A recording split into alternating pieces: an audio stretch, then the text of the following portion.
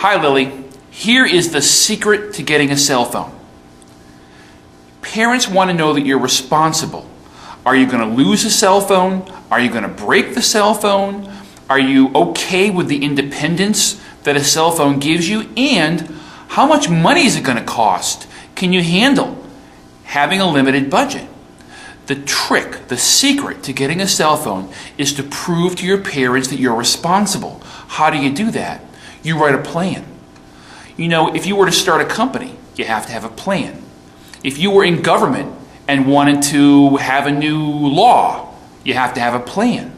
People make plans all the time when they want to prove to others that they're worthy of trust and responsibility. So make a plan for how you would deal with a cell phone, why you need a cell phone, and maybe you should offer to do some chores or cook breakfast once in a while just to show your parents how much you appreciate them. If you can do all those things, then you're ready for a cell phone.